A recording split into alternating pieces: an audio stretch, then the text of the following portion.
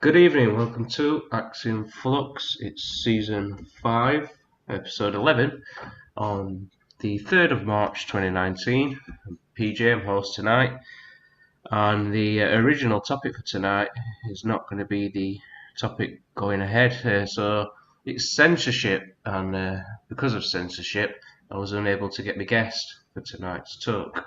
So we've had to quickly change the topic, and I couldn't think of anything more fitting, really.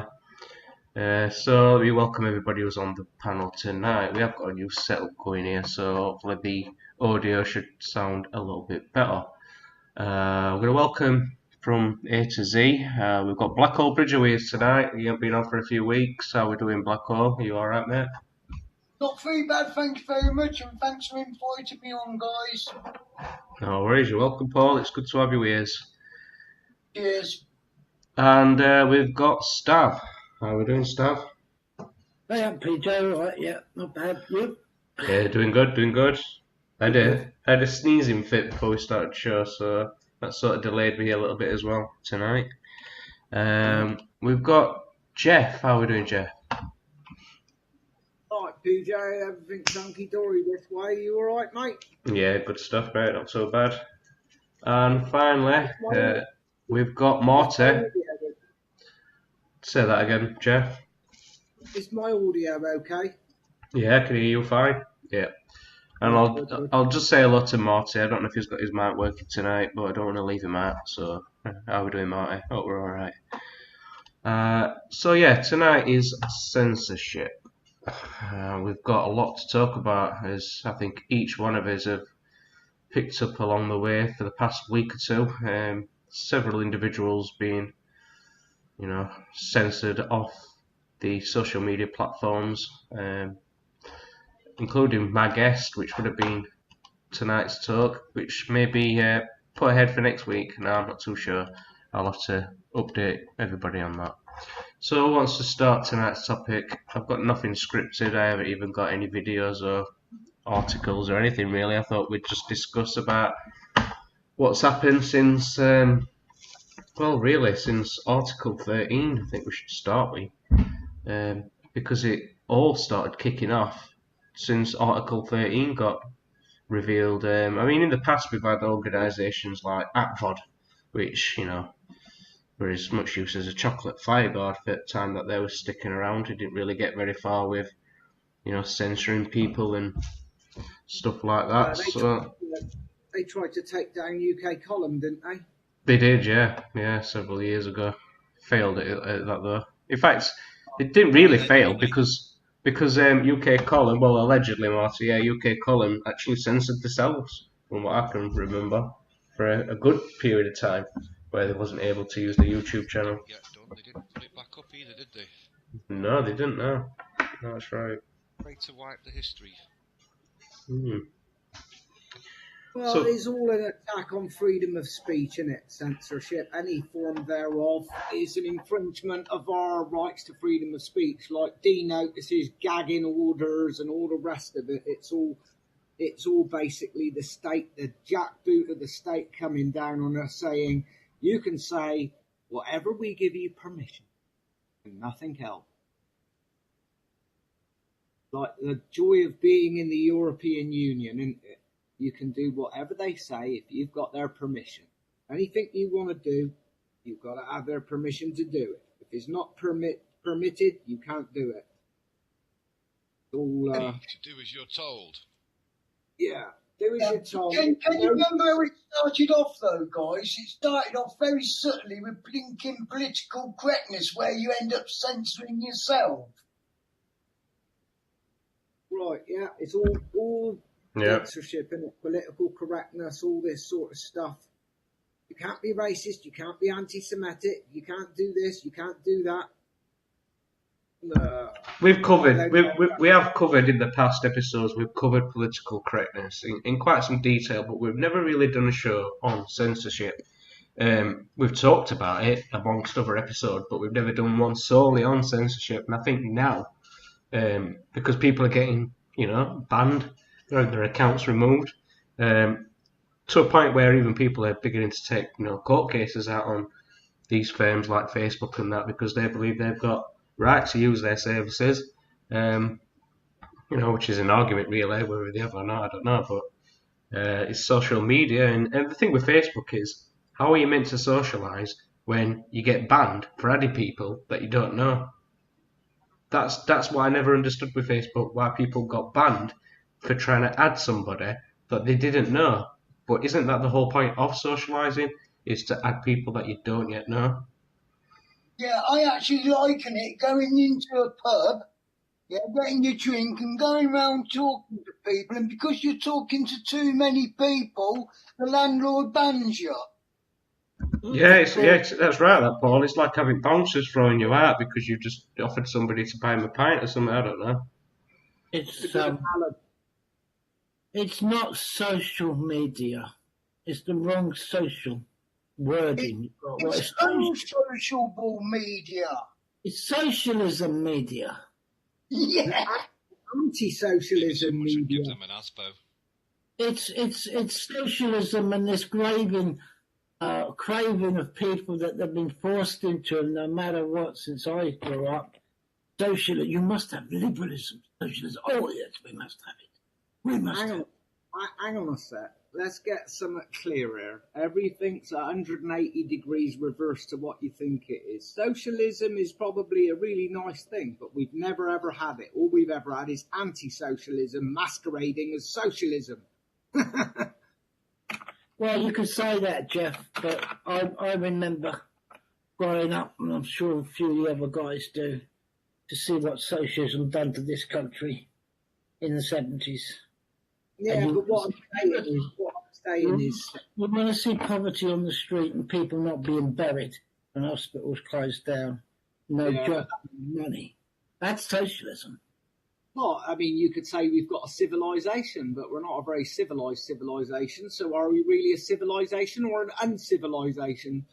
Same thing, isn't it? Well, when people have got this, like I say, if you want to use the political correctness and the words to associate with political parties and idealisms like socialism and capitalism, I call it, because it's not capitalism, it's crony capitalism. Yeah. At the end of the day, it's going to be, it just means the same thing. If you're going to use the ideals and the words that surround them, I think that's the problem. People, why do you need these ideals? Why do we need them? I've never met a good argument for the case of why we need such ideals to control people. There we are. The state done that. Again, right? Various countries throughout the world, Stav, have all attempted to silence, at one point or another, have attempted to silence their populace through one means or another, is what they do. Well, nobody has ever answered the question. People have this socialist type attitude, or feel that they should be socialist, but at the same time, they live by capitalism. They don't seem to. Human beings are very confusing things. Oh, I'm an altruist. I'll do anything for anybody, but where's my money? So nobody wants to answer that question. No, I've spoken to many people, and they don't want to answer it. All right, well, what I'll do, Staff, is... Oh, 1 second, Jeff. I'm going to display the link for this room in just a couple of minutes. For anybody who's watching it live, who might want to come on and just join in this conversation. If you've not been on Axiom Flux, you're more than welcome to come on. It's pretty straightforward, normally, if you don't have any computer problems, that is. So just look out for that link on your screen and you should be able to get yourself on. Carry on, Jeff. I was going to say, I mean, the word socialism sounds nice and friendly and cuddly, doesn't it? Because it's social. We all try to be a social species. We all try to interact with each other and be friendly and social and all that. Sounds lovely. But, like I said, they're misusing the word for their own ill-gotten gains. and corrupting its true meaning. They've corrupted its true meaning with, they've done it with all sorts of things, not just socialism. They've done it with all sorts of different terms. They've bastardized it.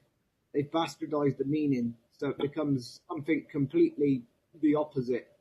They've done that with absolutely everything.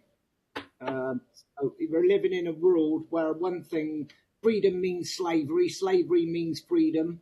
War is peace, peace is war, and so on and so forth. We're living in a world where everything is 180 degrees, completely the opposite to what you think it should mean. So they've changed the meanings of so many words. And basically, all this censorship stuff is just the state saying, well, we don't want you dissenting, we don't want you talking bad about us. So what we're going to do is we're going to silence you. We're going to stick gagging orders on you. We're going to stick D-notices on you. We're going to use the courts to impose our will on you. That's basically what it's all about. Silencing the masses. Facebook and all these anti-social media platforms, what I call them, they're just trying to, basically, it's the courts, the government turns round to the courts and says, tell Facebook what they can allow and what they can't allow. So it's all passed down through government. It's all passed down through government, into the social medias, and then and things like YouTube and all this Google and everything else. And they're basically saying, we want you to allow this, but not allow that. And blah, blah, blah, blah, blah. And it's all to crush dissent. They don't want anybody dissent. Can you recall a few years back where I noticed this? This was first started censorship, mass censorship, right? Where they were doing it on basically everybody. Is there was removing chat rooms. It was so difficult to find a decent chat room where you could get on it and discuss like-minded things like conspiracies for one. So they started to remove them. They attacked Skype, that went downhill. They brought that scene, where it's scene.it or something like that stuff. Yes. That flopped, didn't it, after so many months. You know why, don't you? Because they had the basic facility that people could talk like one big chat room. Yeah. And people loved it. Oh, they soon cracked that and got rid of that, and that's what killed it, really. Yeah. But you didn't have to join little groups of different people. I'm against him because I'm a little bit to the left, and I'm against that group because I'm a little bit to the right. Everybody started talking and getting on, and it was great because it was like one big, massive room where everybody could talk and put their points over, and people were going, this is great. Why isn't Facebook this simple? Well, there's a reason. So, and then they just cut it, didn't they? And then everybody just... Yeah, no real explanation as such, were there, on reasons why they did it. I think if I can recall correctly, it wasn't they saying it was a server problem where they were setting more servers up. Yeah, they blamed it on the tech, yeah. Yeah. Yeah, basically. And then it came out about the founder of that certain scene. He had a bit of history, didn't he, involved in a previous company, if I can remember right. But anyway, that was that. And then they were reducing Google Hangouts to like limited numbers of people in one room, and I think they did the same with Skype. And eventually, we just got left with nothing other than Facebook, YouTube. It was just. It really makes me laugh because Voltaire was actually one of the originators of the Illuminati. He was one of the in-group of the Illuminati, and his friend Beatrice Hall, I will quote, said, "I disapprove of what you say, but I will defend to the death your right to say it." So how far down the greasy, slippery slope have we gone? So far, it's unbelievable. Yeah, and then from then, Paul, I think they started to attack individuals because it got to a point where certain people were jumping through hoops, and they were managing to use the voice, which establishment's not going to have that. So I think I recall Count Dankula. He ended up paying £800 for his freedom. And since then, what else have we had other than? I guess what we're going to be talking tonight is a lot on Tommy Robinson as well, no doubt. Yeah, I've got an interesting little article up here, PJ. If I can just read a little bit of this. Well, I'll tell you what, screen share it. Might as well have a little test run. How do you screen share on this? I don't know quite how you do it. Oh, I'd leave it. If you've not figured it out, just leave it for another time. Yeah. We'll get back anyway, to it. It's about YouTube and clamping down on conspiracy theories. Yeah, that's on my list to discuss tonight. So as soon as you mentioned it, Jeff, I'll let you take that one. Okie dokie. Well, it just says YouTube said on Friday. This is dated January the 25th this year. Let me just mention something before you discuss that article. Several months ago, it must have been towards end of last year, we did mention in I think one of his episodes where YouTube planned to attach links to your videos, like websites like Snopes and things like that. Fact checking, as they called it. So if you were to watch a video, they'd bombard your video with links to Wikipedia and other shit sources, really, to put it quite blatant. And they did do that. That did get implemented, and there was another thing that they did have plans on doing, YouTube, but I can't actually remember what that was. And then recently, Jeff, as your article's explaining, they've decided to take rid of conspiracy videos, not recommending them anymore on YouTube. So your recommended videos, you'll just be seeing anything but conspiracy. And that was confirmed when I watched Joe Rogan Experience with Alex Jones, and I think within less than 48 hours it must have hit 5 million views, and it never once touched the trending list. Not once. But what was touching the trending list, check this, was videos that was 9 years old. I were having videos from 9 years ago coming up in my recommended list, when really I should have had, Joe Rogan Experience coming up. So the algorithms now have just gone completely insane. But it says on here, I'll just read this little article. This was dated January 25th. It says, YouTube said on Friday that it would promote fewer videos containing misinformation and conspiracy theories, a potentially significant step to reducing the service's potential to drive viewers toward extremist content. In a test limited to the United States, the service said it would stop recommending what it calls borderline content, videos that come close to violating its community guidelines but stop just short. While YouTube said the change would affect less than 1% of videos that are available on YouTube, the sheer volume of content available on the service suggests the effects could be significant.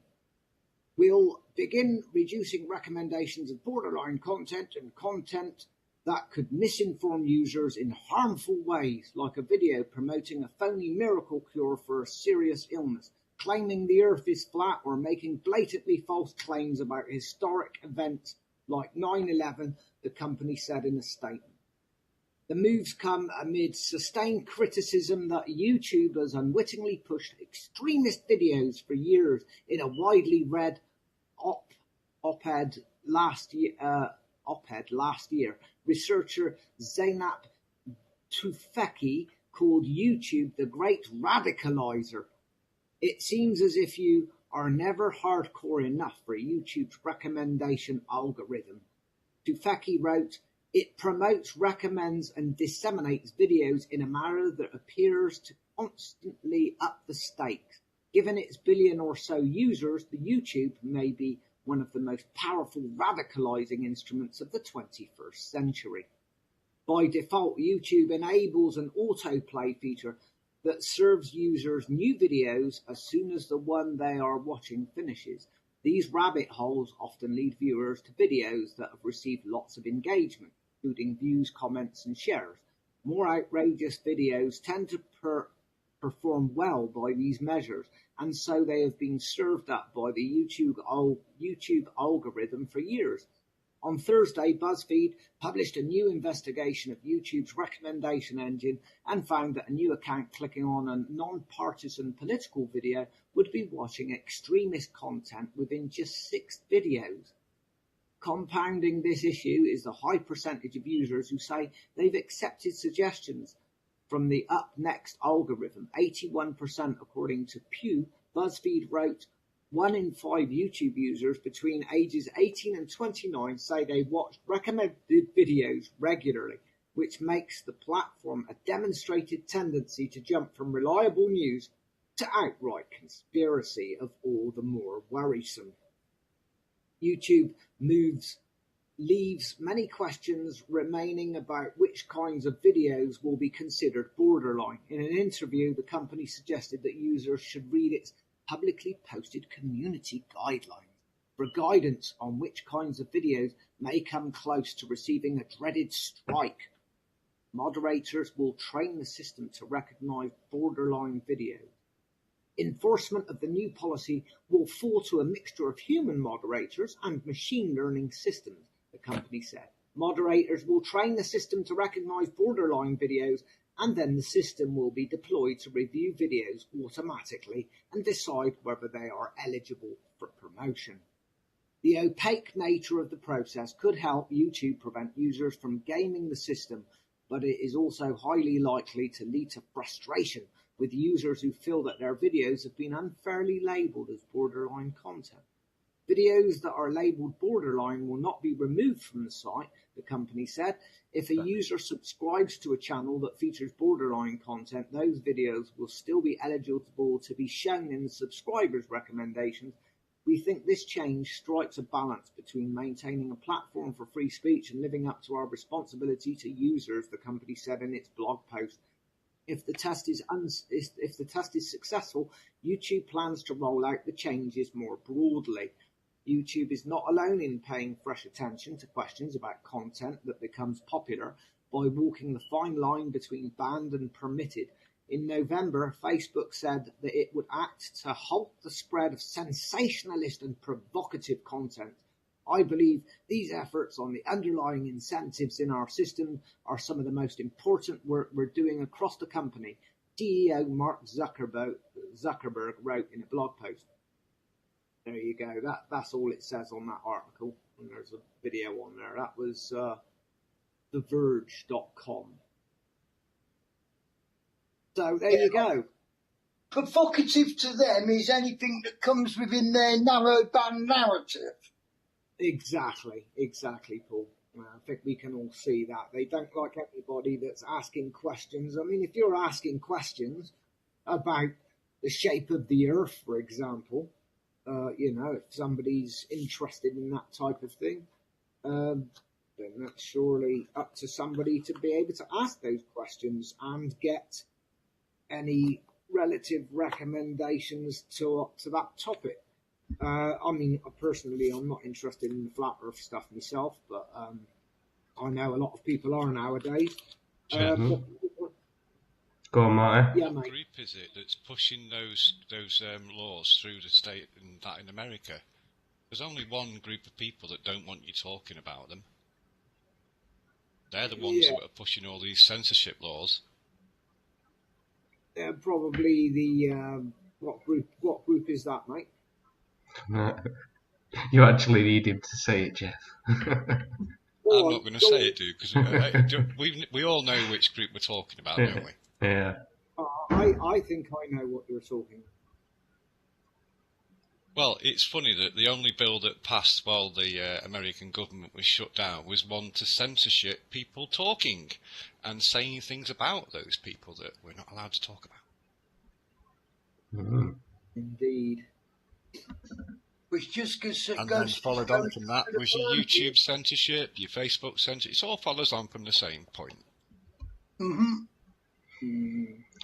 another method of censorship is deplatforming, where Alex Jones from InfoWars found himself completely took off at net. YouTube channel had over over 1 million subscribers, that, didn't it? I think it did at one point last time I checked.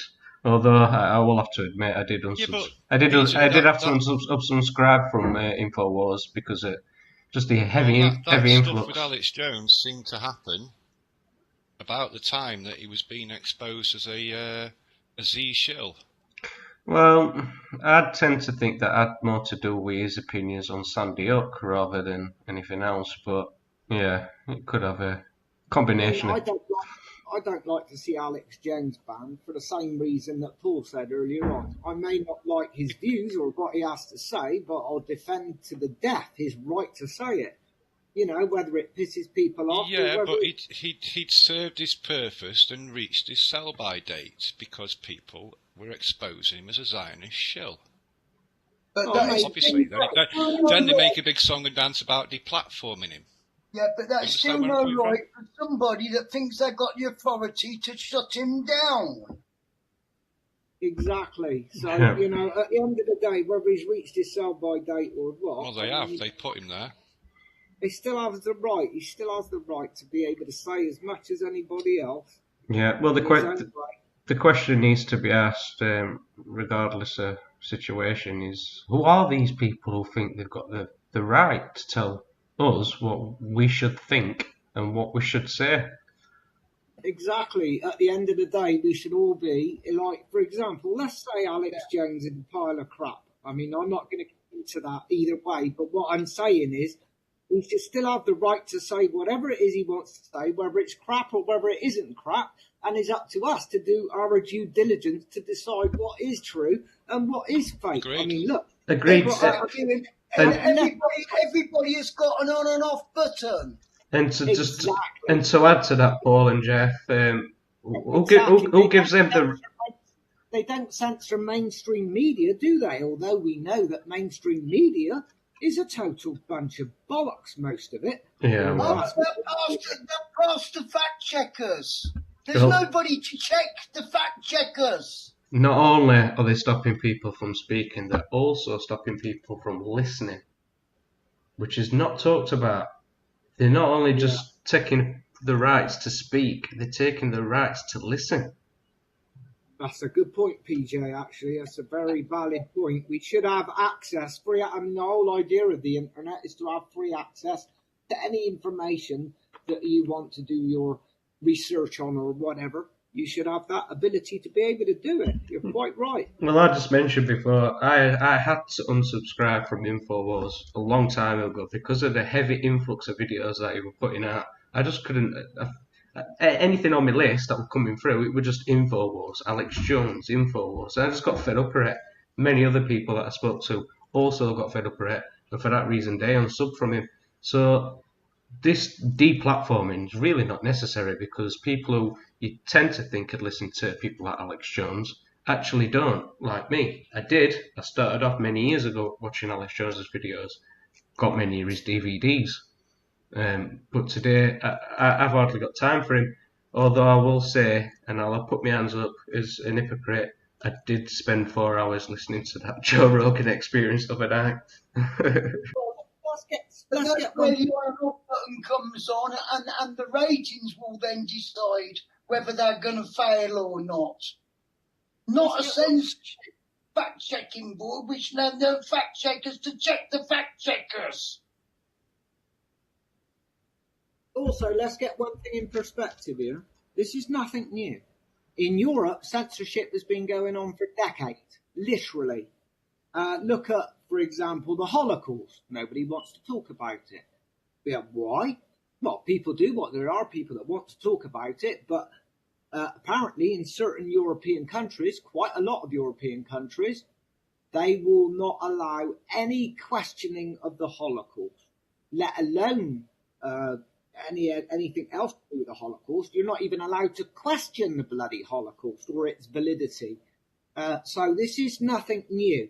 In the UK, I suppose we've been a little bit more liberal with what we've been allowed to say and things like this over the decades, but it's starting to come to the UK, all this censorship, and I think this is why it's become very poignant to us. But probably in European countries, they've been used to this sort of stuff for a long time. In other European countries, maybe to them this is just the norm because they've been oppressed for so long. But they've been, there's somebody called Ursula Haberbeck, who's a little old lady who tried to bring up the subject of the Holocaust and started questioning it and all that. And she's a little old lady. Mainstream characterizes her as a Nazi grandmother, right? Whether that's true or whether that's just slandering her and demonizing her, I don't know. But they've shut down her ability to be able to speak by throwing her in jail. And she's like in her late 80s or something like that. Yeah. So, that's right, that, Jeff. Throw her in jail about 3 times. So this is nothing new in Europe. This is nothing new. If people think that Europe is a civilized and freedom-loving continent, think again. It's not. Mm-hmm. And Paul, just remind me, the article, is it a Red Cross article, were it? Sorry, I was in discussion with somebody else. Sorry, what was that? Can you recall quite recently which if I'm not mistaken, was it a Red Cross article that was discussing the numbers of the Holocaust and questioning that, and they did an article on it? Can you remember? No, I don't actually. Maybe you got me mixed up with somebody else on that one, Pete. No, I didn't, Paul. It's just that you're not. Well, yeah. Anybody else know what I'm discussing, what I'm mentioning here? Can you recall that? Nobody? Yeah. Can you stop? Well, yeah, there was. It's disputed, isn't it? But then they dispute the Red Cross papers that came out that it was only 275,000. The whole total of That never got censored. Eh? That article never got censored. No. But then they said, well, it's a false it's false paperwork and blah blah blah. And of course they will do. It's the same as articles are bound to get through to feed the conspiracy. They're going to let some through to keep the conspiracy theories fed because they like the divide. So why are they censoring the flat Earth? Oh, because it's flat. In episodes we've never discussed. Because NASA are a bunch of liars. In any episode or Axiom Flux, we've never discussed the flat Earth. It has been on his mind. We are not dodging it. We might get round to it at some point in this season, but as of yet, we've not. I don't think any of us are really prepared for it, or if we were to go down that line. But the flat Earth, yeah, they're censoring even that, and I'm thinking, well, surely they'd recommend odd flat Earth video now and again. That seems to be the biggest one that they're against, doesn't it? That's that. I mean, obviously it's the Earth, but I mean, that's the biggest one that they're dead set against for whatever reason. On anything. Yeah, sorry, Jeff. My opinion on the flat Earthers, this is what I do know about them. They've got it in their heads that whatever it is to do with this flat Earth, with these fake NASA videos, they're saying that if everybody got behind this flat Earth, that it could solve the problem that mankind's facing, and we could put it right, and we'd be living in utopia. That's the angle that I see their perspective of it being, but I find it difficult to try and relate to it because I just can't get my head around a flat Earth. I'll tell you what, maybe we just need the truth wherever it leads. I'll tell you another bit going on it. Oh, sorry, Stav, go on, mate. Trouble is, if you believe in a flat Earth, you don't believe in electromagnetism and magnetism.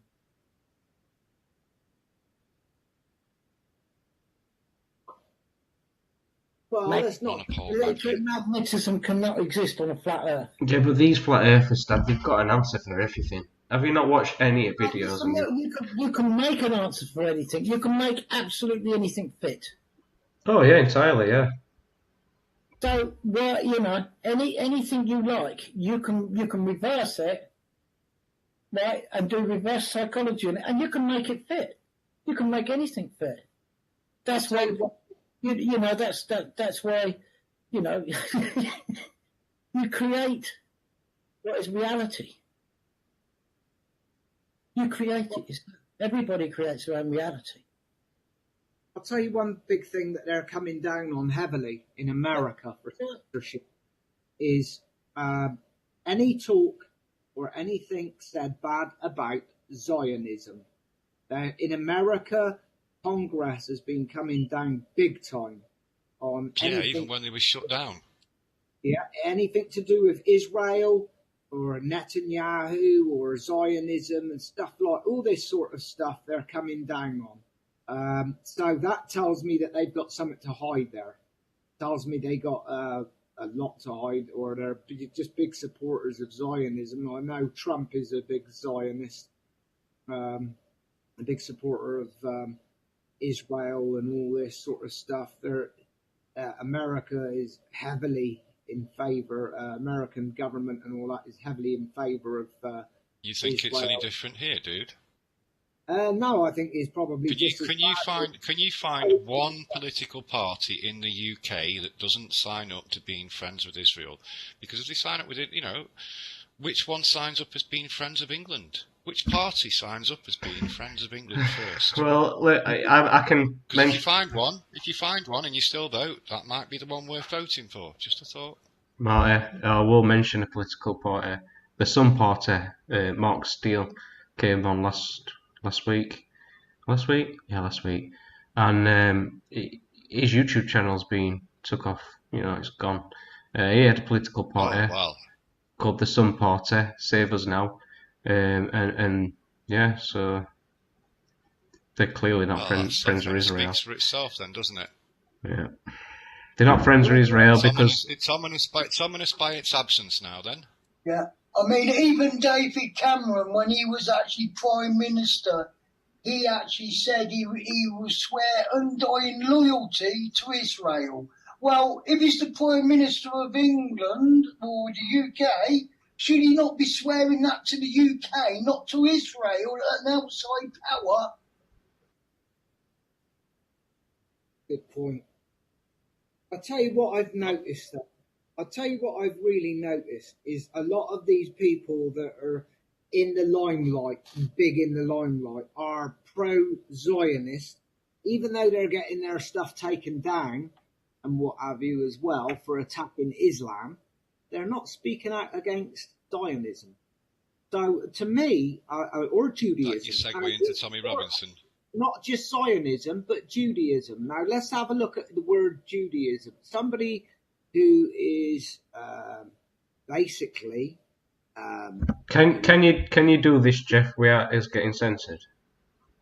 Well, I mean, at the end of the day, I'm just speaking openly. I'm not going to be silenced by anybody. Oh yeah. Yeah, but you are in agreement that you'd even stand up and. Let's look at religions. People say, "Oh, well, you can't criticise religions because we've got freedom of religion." Yeah, that's fine. I've got no problem with freedom of religion as long as we've got the freedom to be able to criticise it. Because at the end of the day, people seem to think that it's all right to criticise Islam, but they don't criticise Judaism. Now let's look at both of those religions. I know everybody criticises Christianity left, right, and centre. Exactly, but it's not allowed. You're allowed to criticise Islam. But if you look at either the Quran, which is of Islam, and you look at the Talmud, which is that of Judaism, both are supremacist religions in their ideologies. Why the hell wouldn't we be allowed to criticise any supremacist religion that basically demonizes people of other religions? So at the end of the day, you should be allowed to criticise either freely. And we should be all wary of the fact that any of these ideologies that are supremacist are of serious concern. And it should be noted that, they are potentially dangerous. So, if you can't criticise something that is potentially dangerous, then there's something seriously wrong in society, as far as I'm concerned. But that's my opinion. I'm in total agreement with you there, Jeff. And as you know, I am a Christian. Yeah. I mean, even Christianity should be open for criticism. If somebody feels that there's a valid reason to criticise it, I've got no problem with them criticising Christianity. Christianity gets criticised all the time, and there's barely anything said against that. But as soon as you were to a word against Islam or against the Talmud and that, you're right in deep doo-doo for censorship-wise. Well, this is there are other things you're not allowed to mention. This is the crazy thing, Paul. You know, go on, Marty. What other things? Well, you can get banned off Facebook for talking about fags or trannies or queers. I know this because I've just had 4 of them. Not fannies, fags or queers, but bans. And you also get censored for talking about the EU military unification. Well, that's a different one. Yeah. I've had it personally because I post out about the military unification, and I keep saying this goes against their community standards, and then I appeal it, and not once have they been able to sustain what they're saying, and they've had to put it back. Do you know why, Paul? Well, let's also have a look at the BBC. I'm gonna attack the BBC now, because the BBC is supposed to be unbiased, impartial. In their charter, is supposed to be us, right? In their charter, it says you're supposed to be impartial and unbiased. But for the last God knows how many decades, they have put forward a pro-EU stance, which has been completely biased. And what most people don't realise is that the BBC, when it makes its transmissions, it's all filtered through the what's it called? The Siemens broadcast transmission network. So anything that goes through Siemens transmission network, if it doesn't fit the narrative, i.e., if it's anti-EU, it gets filtered out.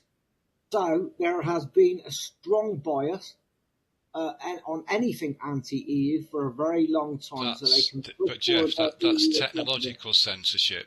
That segues into a thing called the Talpiot program, where all of the technical programs from around the world, all the top brains and everything, Google, Microsoft, even Skype and everything, they're all being moved to that particular country we're not allowed to talk about. Yeah, which I class as narrowband narrative censorship. Indeed, Marty, you're quite correct there, mate. So they're applying all sorts of technologies to impose their censorships on us.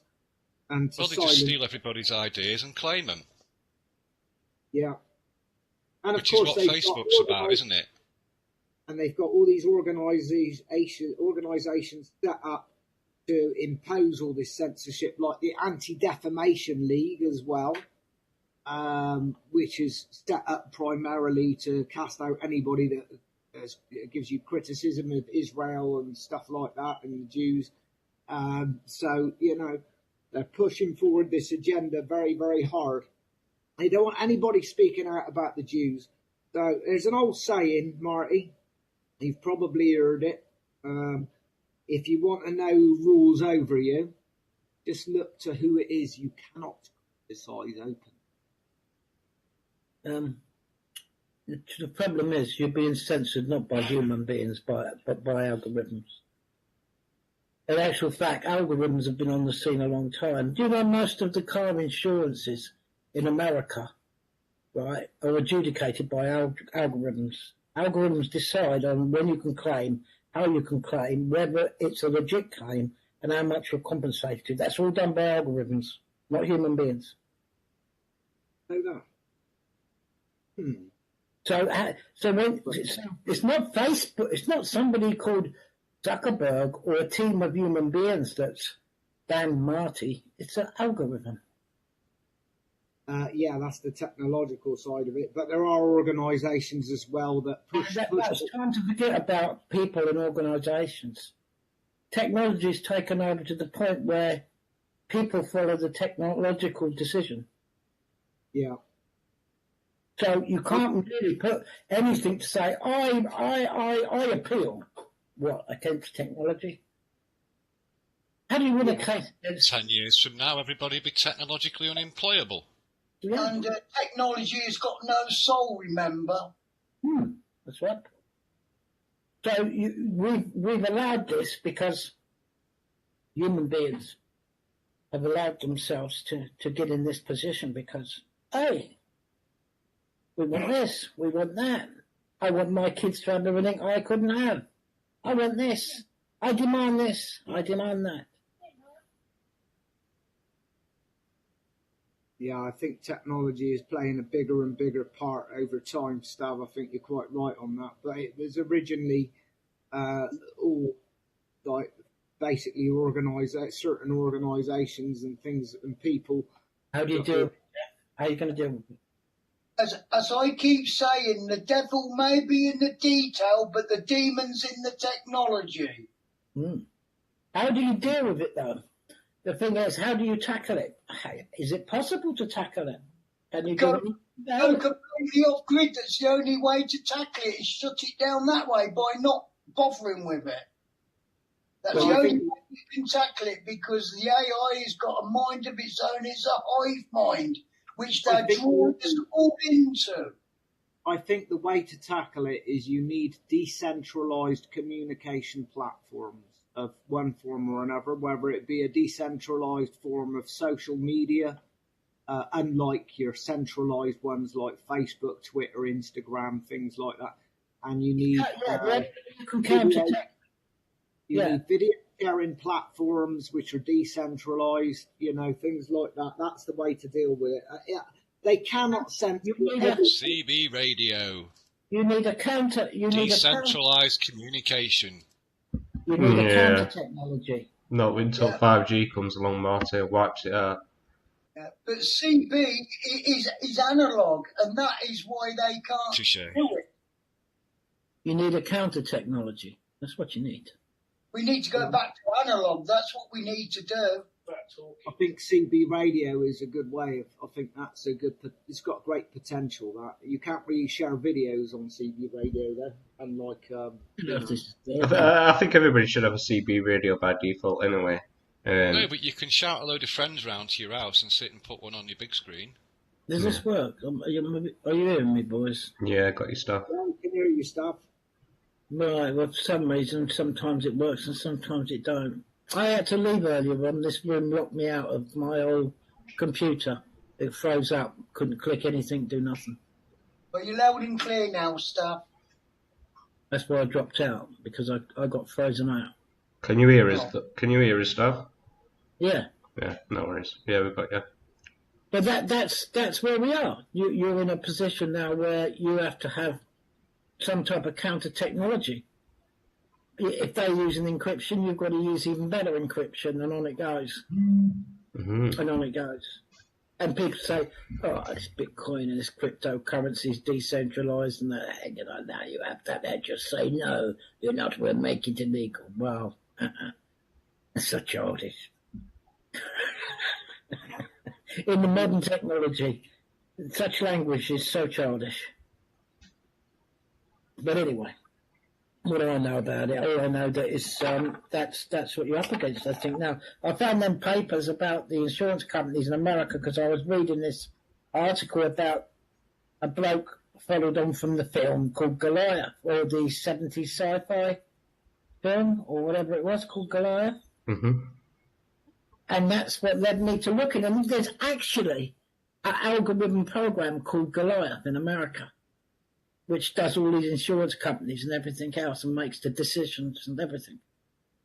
People actually even have their wages determined by algorithms, by artificial intelligence. They say how much you earn, how many hours you have to earn. Well, there's another censorship. I mean, in some companies, you're not allowed to discuss how much you get paid. That's a censorship. So that's where we are. I think that's where we are. So Zuckerberg and them people, they're just people. They're just faces. And members of Parliament are just faces. The EU people are just faces. Yeah, sure. Well, I want to quickly get back onto certain individuals who've been, censored and deplatformed. So I mentioned the most popular ones. Another one would have been, whether you agree or not to this, I don't know, but Chris Spivey. I think Chris Spivey got censored. He had his right to say what he was saying. That was quite a while ago now, PJ, weren't it? It were, but the reason why I'm mentioning him is because of the latest documentary from Richard Dior, where he's scrutinising the Tommy Mayer, the Joe Cox case, yeah? Mm-hmm. And if what happened to Chris Spivey doesn't happen to Richard Dior, then I don't know what to think. But I'm waiting for it, Richard. So the brilliant documentary. Totally agree with what you put in it, but just wait and see now what happens. I can't see him escaping the axe, to be quite honest. Well, there's certain ones out there that don't really get touched. In fact, I'm not going to mention names. You could probably think of them yourself. But there's a lot out there that are, whether you want to categorise them as shills, Zionist shills, or whatever. Or gatekeepers. Gatekeepers. They are all still getting allegedly censored, or apparently censored, so to speak. Like David Icke, his recent ban in Australia, not allowed to go and talk to anybody over there. For how long, I'm not sure, but yeah. I heard something about it, but he will. Didn't he have a lot of trouble here as well? Didn't he? Yeah, he had a tour, nation tour, where his events were getting cancelled.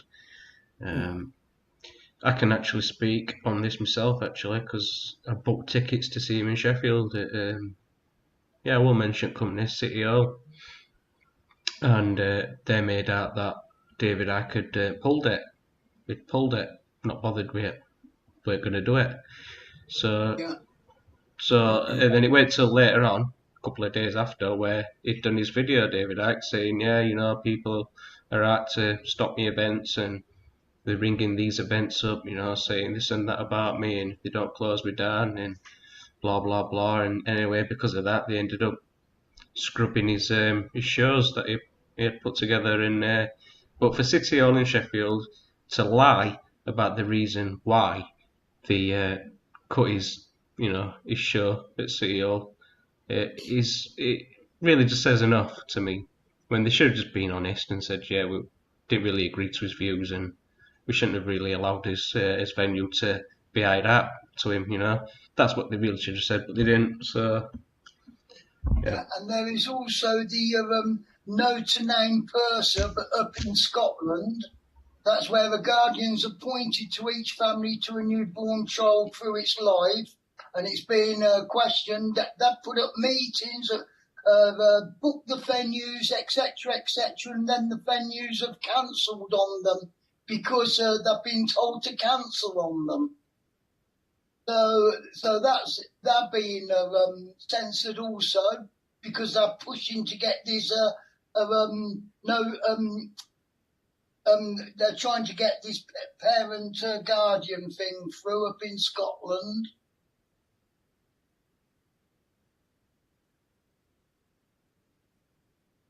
Yeah, that's right, Paul. None of Ian Crane's alternative view Freemason hotels ever cancel on him, though, do they? Well, I'm a regular attendee of those. You've not been kicked out yet, Paul, then? No, not yet. Things happen to try to stop me getting there, but that's a bit supernatural, and I don't think I want to get onto this because people are going to poo-poo it. You could make an argument, though, not as a defence for them, but every corporation is run by Freemasons, isn't it? No, allegedly that's the case, yeah. At some level or another, yes. There's no getting away from it, I think, Marty, is there? Well, there's a simple in Manchester, in Moss Side, there used to be a Freemasons Lodge of Mechanics. Until we stopped outside a few times and started asking me, what does that symbol mean there, mate, on the wall? The next thing, the symbol's gone, the place is boarded up, they're not there anymore. So, yeah, I think there's every trade has Freemason connections as far as I'm concerned, including builders. Yeah. Well, obviously builders and stonemasons. You have to remember these so-called secret societies turned into societies with secrets, yeah? They've never liked that, really. Well, they censor all their members, don't they? Their members are not allowed to talk through penalties, and so it's the same really as YouTube censoring us. Yeah, that's because they don't want their secrets. Except without the penalty of having your tongue cut out and your entrails strayed. And they're also censored on what degree they're on, level of degree. Yeah. I wouldn't say that all Freemasons should be taken out and shot, but especially the higher degrees. Have you actually gone through YouTube's or Google's for that matter, because it's the same rules and regulations and conditions? Have you actually read through them all? No. I haven't. Long time ago, yeah.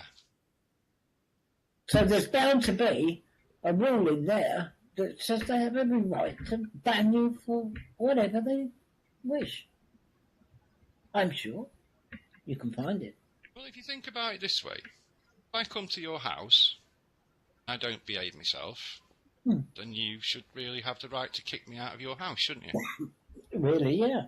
Well, if you think of every other website on the internet in that sort of terms, that you go and frequent their, if you go to a pub and you act like a dick, you get banned, you get barred. Yeah, you go to a club and start acting like a dick, the bouncers throw you down the stairs and kick you out. Same with.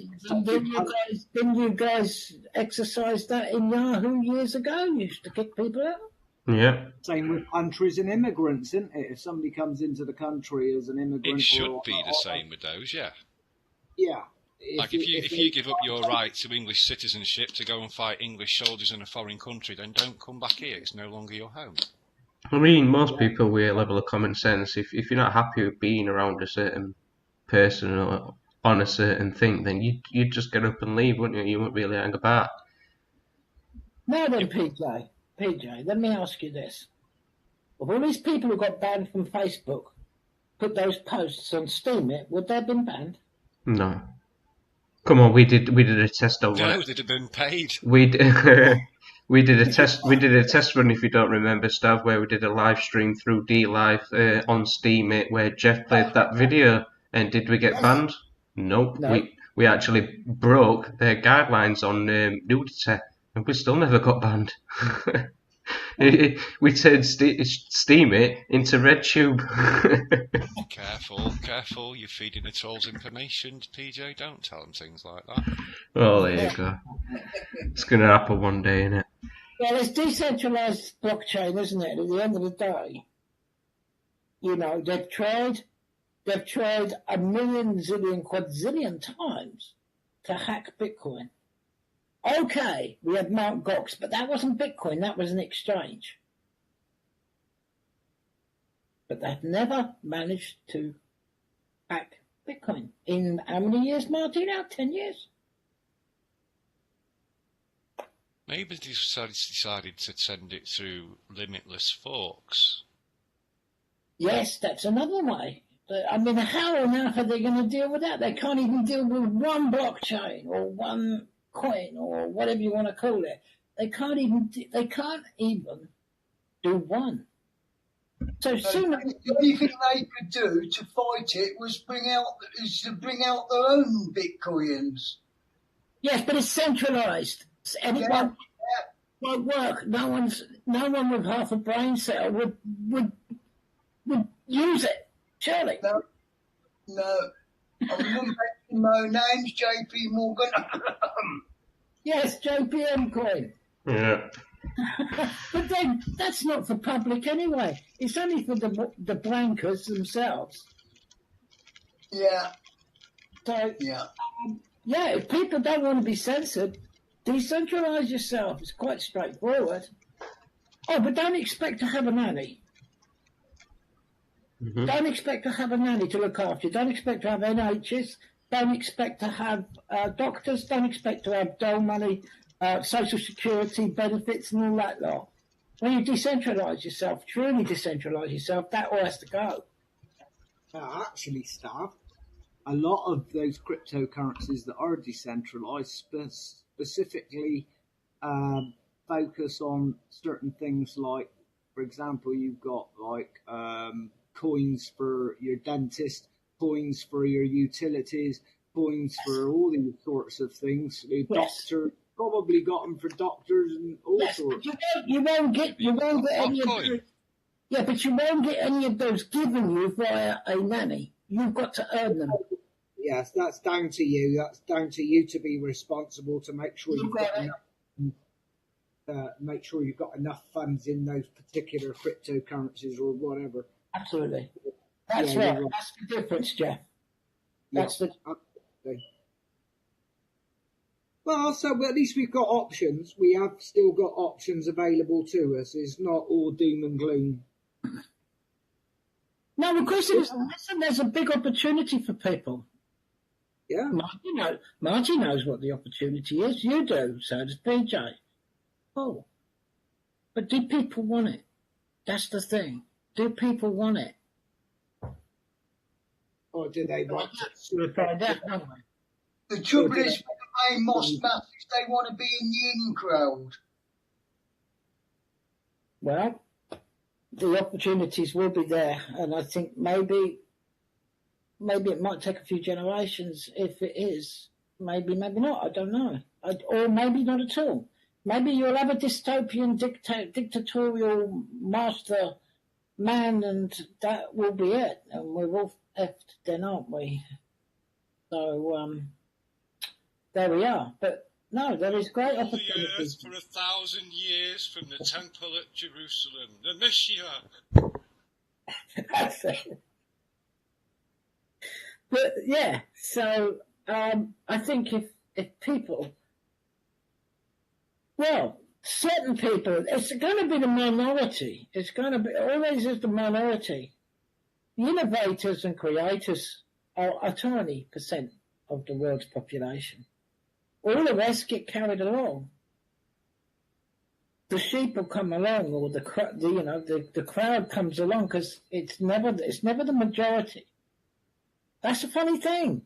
People have been banging on for what, decade and a half, or nearly 2 decades. Well, ever since, actually, to be honest, ever since I was a kid, I guess, a teenager, about waking up and doing something about the world. We need the world to wake up. No, you don't. It don't work like that. You never will get them to wake up.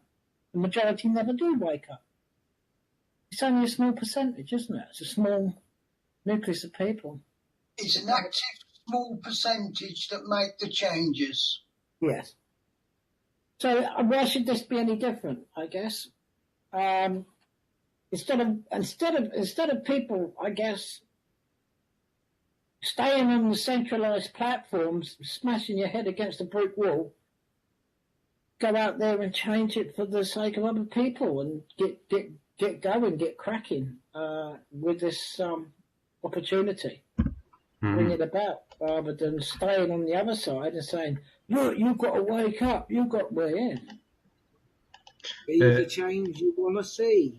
Absolutely, people preach it, don't they? I just want to slightly interject.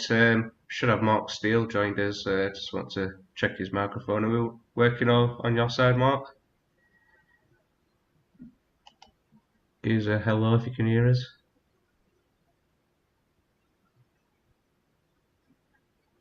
No, we'll work on Mark's microphone in due course. Go on, start back to you. I don't know. I was rabbiting on. Got going, and so I'm going to shut up for a minute. I've brought Mark on. I've invited Mark on. I've invited Mark on just to discuss his recent, banning on YouTube. So if he can sort his microphone, we might be able to enjoy that little chat. And then who was talking about you, Paul? Well, I know what I've experienced, and as you know, I've been posting out for a certain news program for the past, I'll say 3 years, but I'm not certain, it might even be 5 years, but just to say, even in 3 years, I have noticed how hard they're coming down on people, and all the stupid little subtle censorships they've been doing, like sliding posts down people's listings, because most people don't scroll down at least, 3 or 4 posts, and then they don't scroll down anymore, and they slide your post down by 24 hours, sometimes 48 hours. And that's normally when it's obviously the stuff they don't want people to see. It's a very subtle form of censorship, but it's still a covert censorship. Well, in my opinion, Paul, I think it works against them, because the amount of other apps and programs that I've come across, because, you know, the censorship on Facebook and things, I've found that many different, you know, things that we could use. Where I wouldn't have originally ever come across them. So thank you to that. Learned something. Well, I bet you, Paul, that is the one that's been censored or slid down your timeline by 24 hours or whatever. I bet that's an independent news network rather than a mainstream one. If it is a mainstream one, there'd be none of that at all. Oh no, I bet it isn't. I think you're dead right on that. It's definitely the alternative news sites that are doing it too. And then another form is they get you to do security checks by clicking on photographs of certain objects. You have to do so many more extra operations just to get one post out. And then the latest thing they do is you will click on so many of the certain images which they ask you to click on. And before you get a chance to finish clicking on all of them, they're taking the ticks off. So you have to keep going through it, and you can't get your post out. That is another form of subtle covert censorship. Yeah, I know that's been a big problem for you, Paul, because I know you do a lot of posts on different groups and pages, so I can imagine that that's just disabled you entirely on quite, you know, a lengthy period as well. Another form of censorship that we've not yet discussed is several years back the Isp blocking, where they approached the internet providers and said you must block certain sites. Mainly ones where you just downloaded free films, which I think they used like a pornography type, a child pornography type law in order to bring that about. One thing I used to do was I used to go on some sites where you could stream free videos and films and things like that, PJ. And when I used to be with Virgin Media, they had a ruling from the courts. The courts told them that they had to block some of these sites so you couldn't actually access them. Yeah, that's what I'm on about. Yeah. But not all the internet service providers do that. Only the big ones. I think the courts have got on the backs of the big internet service providers and said to them, you've got to stop people looking on this site and that site and all this sort of stuff. So I know what you're saying is absolutely true because it's happened to me. And I've changed to a different internet service provider now, one of the smaller, lesser known ones. And I'm not having that problem at all now with this lesser known internet service provider. It's less of a problem. All is beautiful, mate. Stick with the small companies. That's what I say. Keep competition alive. Go with the smaller companies. Have we got Mark? I think we've got Mark with us. Hello, Mark. Can you hear us all right? Yeah, I can hear you fine, boys. Hey, brilliant. Yeah, and the viewers can hear me tonight as well. I've not got myself on mute, which is a good thing. Nice to hear you again, Mark. I met you at A39 last year, and you put on a very good presentation. I think you woke up many people. Well, it's about time they started holding up and get woke up a bit more, because the YouTube's bang at it. The Save Us Now channel obviously it's my videos. I do all the technical stuff for Save Us Now. It's a little bit more than just a channel, though. It's a political party, Mark, which we've just briefly met.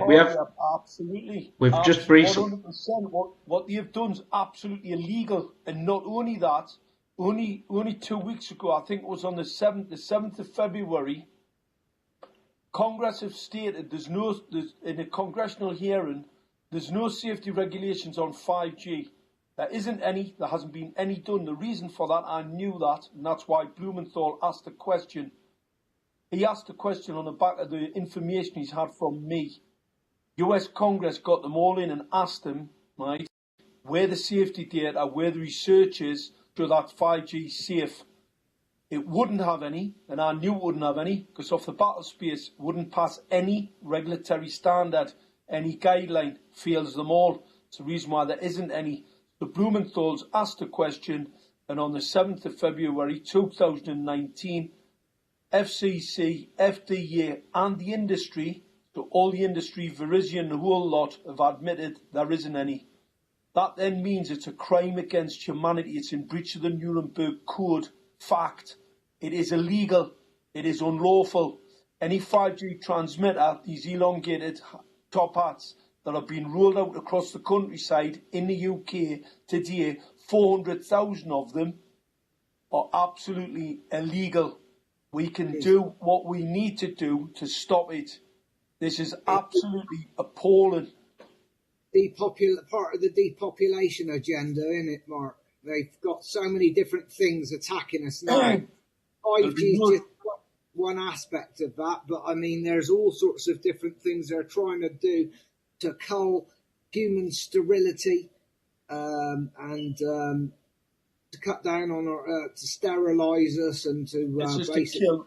5G, there's no depopulation agenda. 5G will terraform. It'll destroy the whole of the planet. It'll kill everything. It won't just kill humans.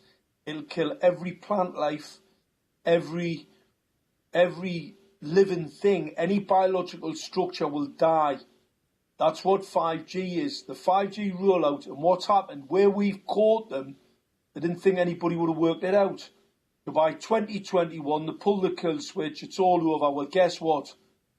We are far too early, ridiculously too early. They haven't dismantled the legal system. We need to fight back.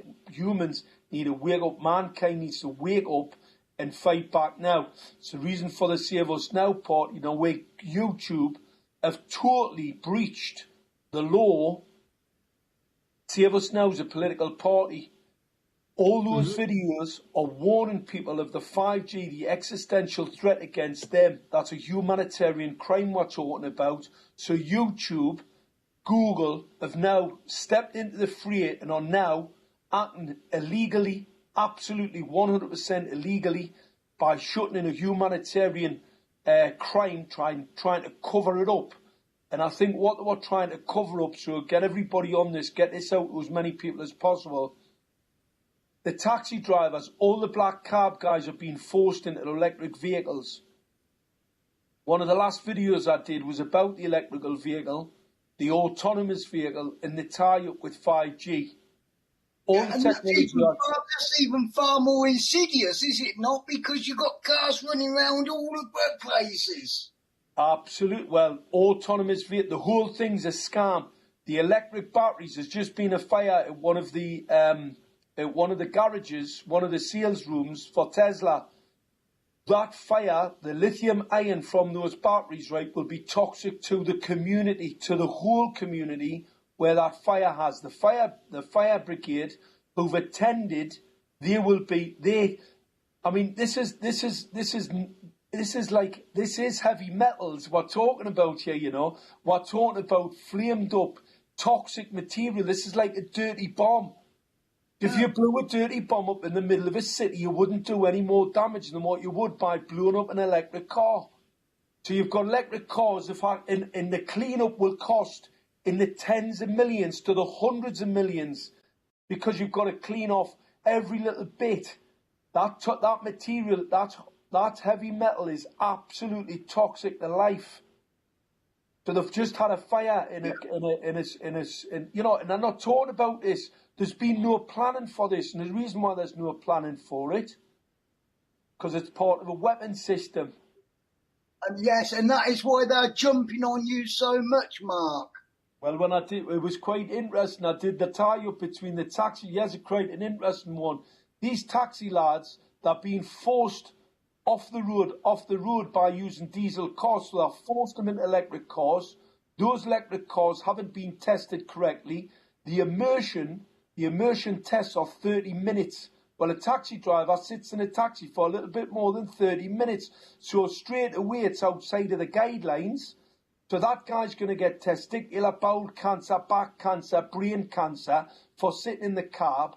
And then he's got the LED street lights, pulse modulating the blue phosphor ones. So that'll give him central nervous system cancer, breast and prostate cancers, which we've got the science for, we've got the data. And then the next one, they've got autonomous vehicles. So they want to kill him, take his job off him, put an autonomous vehicle there. I mean, I wouldn't be stupid enough to get an electric taxi. People should refuse to get in them. They're forcing the taxi drivers through taxation, through threat, through cost to their business, making it harder for guys to drive diesel taxis. And I think that's the bit that they didn't really like, and that's why they pulled it down. Yeah, Mark, I gotta say, I love your accent, mate. You remind me of that actor from going back in the 80s and that. What was it, Jimmy Nail? You've got the Geordie. Yeah, proper Geordie. Yeah. Proper Geordie here, yeah, man. Yeah, I love it. Love that accent, mate. Brilliant. Auf Wiedersehen, Pat, innit? That's the name of the series he was on. Yeah. If everybody, you know, speak to your taxi drivers under attack, they're driving around at night without protective eyewear on. Anybody that doesn't wear protective eyewear around those blue phosphor-coated LEDs, they will kill you. It's part of soft kill. So you've got the soft kill plan. We've got, you know, what people have to ask themselves the question, these councils are rushing out this technology as we speak. They're forcing it, rushing it out, coming in the middle of the night, changing lamps to get it out. They've already been warned by Public Health England, by ANSIS, by AMA, American Medical Association, that these LED streetlights will kill small flying pollinators, are dangerous to children, are dangerous to older people, are dangerous to people driving because they may have an accident. You can't see properly from the glare.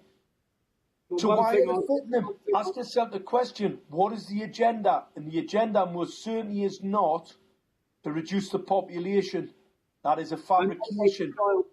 I know they tried this up in Gateshead, and they said that all the small birds were dying virtually. Killed them all. Killed them all. We don't see any sparrows, any small birds, all gone. We don't see any pollinators. We don't see any butterflies, bees, wasps. Not all gone. Well, I've always said, if they stick a bloody 5G lamppost anywhere near the place where I live, I will literally go out and saw the fucking thing down, pardon my French, with an axle. And it's your duty to do so. It is. It's the law. It's the absolute law. The law requires everyone, when there's a crime being committed, you must act. Exactly. So I'll be doing my duty to humanity to go out and saw the lamppost down. Exactly. I know they're putting them every... Because evil flourishes when good men do nothing. That's right. Well, we're all good men and we aren't going to do nothing, are we? Well, I'd like to just suggest and recommend that we try and prevent these lampposts from going up. So as much as we can do to stop that is, better. Because I've noticed, Mark, which you confirmed, they're attaching tetra onto these lampposts as well, which made me think about it. And I'm thinking, well, wait a minute. The police that use tetra now have got an obligation to protect these lampposts. So if Jeff were to go and cut one down, they'd probably class that as a terrorist act. Well, they're the terrorists. 5G is a pre-planned terrorist attack on his country. So they are the terrorists. Anybody protecting these terrorists are committing a crime. Exactly. The pre-planned 5G attack is a terrorist attack on his country. It's an attack on the realm.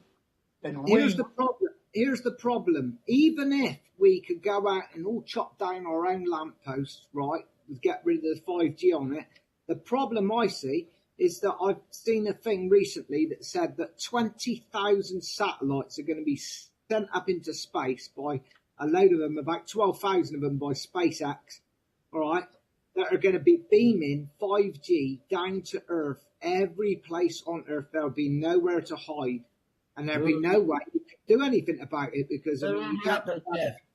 They're already up. They're already up there. What, all 20,000 are already up? A lot of them are already up there. That's what SpaceX has been doing. Just, Stav, if you could just distance yourself from your microphone a tad. It's a bit... Mark, I'd like to ask you a question. Is there anything we can do apart from chopping down, like wearing tinfoil or something to stop this radiation? Well, you can mitigate background radiation, but what you can't do is stop the weapon. This weapon take a city down. So that, what we've got to do is get as many people have to listen in, get on the streets, get part of Save Us Now. I'll tell you what's really important. Save Us Now, because you need the political cover. I've had loads of trouble when we first started knocking on doors, stopping people in the street. Canvassing is part of your political right as a political party. If you canvass outside of that, they can call you like nuisance. And that was the first thing we had. And that was the reason why we knew we had to open up a political party, because none of the other political parties are listening. There's not a single MP, not a single councillor have replied, all acting illegally in relation to this humanitarian crime that we've now had it confirmed by Congress. That's what it is. So there's nobody, not one MP, not one councillor in this area, and I've spoken MPs on the phone in House of Parliament, not even my MP, they're not listening, they're being had, they've been put in promised land. You know why they've been put in promised land? Because they're thick, because they don't understand. The first ones off the planet, them, they die first. Well, I'll tell you one thing I've noticed, Mark, and with the 5G situation, we strayed off the subject, which is censorship, really, to a degray. But, yeah, but hold on, Jeff. Oh, go on. I was just saying, sorry, Mark, I forgot to tell you the topic today. It is censorship. I did invite you on to discuss your recent banning and that, which it is illegal, it is unlawful. I'm totally with you on that. I hope you fight that and you get that brought back. I will do a plug for last week's show, 5G. We had Mark on, where I did leave my mic on mute for most of the show. Go back last week's show, listen to that for more on 5G in full detail. It was a good show. It's reached over 200 views so far. So it is climbing. Well, I did want to mention one thing on the 5G, or the LED street lamps, because I've heard a lot of people saying they're hearing the birds tweeting at night, like they're coming awake sort of 3 or 4 o'clock in the morning, and they're starting going into song, into their choruses and tweeting away. Yeah. And this isn't normal. It's not normal. It seems to be that these LED street lights are fucking with their... That's true, Jeff. What you've just mentioned, Jeff, what you've just said about the birds tweeting at night is absolutely true, and I'll tell you why I know. Yeah? Because it were Monday just gone. On my allotment, we got some break-ins. So the next day I thought, right, I'm going on. So I went on at 1 o'clock in the morning, yeah? And I stayed there for an hour and 15 minutes. And halfway through that, what did I hear? Birds tweeting. Yeah. Now, the only things you hear is an owl tweet. Yeah, you don't hear normal birds, daytime birds tweeting and making songs and singing at high pitch. You don't hear it, not at night. Well, yeah, I've noticed it well here. That night, that's all I could hear. I've noticed the same thing here, mate. And so we've probably got the LED street lights up where I am, but maybe not the 5G yet, but we've definitely got the LED street lights up. And I've noticed the same thing. It's messing with the circadian rhythms, which is your sleep cycle. And I know a little bit about sleep cycles because I've actually got a sleep disorder, which I've had since 1995, but due to a completely different reason. But, Yeah, So, there's definitely something in all that because when you've got a thing called the pineal gland in the brain, and the pineal gland secretes a hormone called melatonin. yep. Now, once that pineal gland is messed with, it detects light and detects darkness, and it knows when you are supposed to be going to sleep because as it gets dark, your pineal gland produces melatonin, which has several effects. Number one being, of course, that it makes you feel tired and sleepy and sends you to sleep. And the other one is that melatonin is actually an antioxidant. It's your body's own natural antioxidant, which mops up free radicals and prevents things like cancer. So if this is being interfered with and you're not producing the proper amount of melatonin, then you are also indirectly at risk of cancer because you're losing your natural antioxidant. So it's a double whammy in that way. It is. It's your internal body clock is melatonin, and if your pineal glands are not going to be secreting that, then you're going to be in for it if you're not taking any capsules. But ideally, you really want to keep your gland working as good as you can. It's like we've always known that when you go to sleep, that's the time when your body regenerates itself, when it starts doing the healing from all the damage that's occurred during the day and all the rest of it. In the deepest part of your sleep, yeah. That's right. Yeah, you've got different parts of the sleep cycle, and they reckon that I think it's the 4 hour cycles. At the end of the last half an hour of a 4 hour cycle or something like that is supposed to be the most beneficial for regeneration in that deep part of your REM state, REM sleep, or whatever it is, when you go into rapid eye movement and all that. Well, that is when your body is regenerating and doing its best healing and stuff like that. So that's all part of the actions of melatonin. So it's so important, not just for your sleep, but also for your general health, And hold on, Stav, 1 minute. And for surviving 5G. Yeah, exactly. Well, I found a little bit of something here that Mark might be interested in. He probably knows it, but it'd be interesting because I didn't know too much how big all this SpaceX is. They're doing this project called Starlink. Anyway, I'll read you this little bit. It's probably the reading will explain it. It'll be Starlink is a satellite constellation development project underway by SpaceX to develop a low-cost, high-performance satellite bus and requisite customer ground transceivers to implement a new space-based internet communication system. By 2017, SpaceX submitted regular filings to launch nearly 12,000 satellites to orbit by the mid-2020s.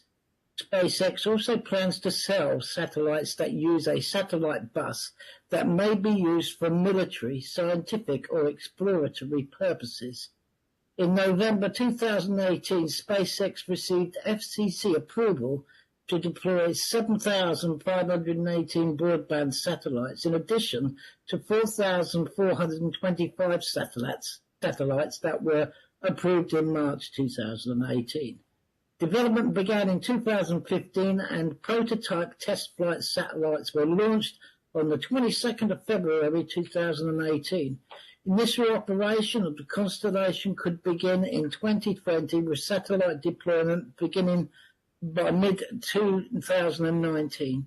The SpaceX Satellite Development Facility in Redmond, Washington, houses the research and development operations for the satellite internet project. I don't know if you knew about it. I expect you did, Mark, all that stuff, yeah?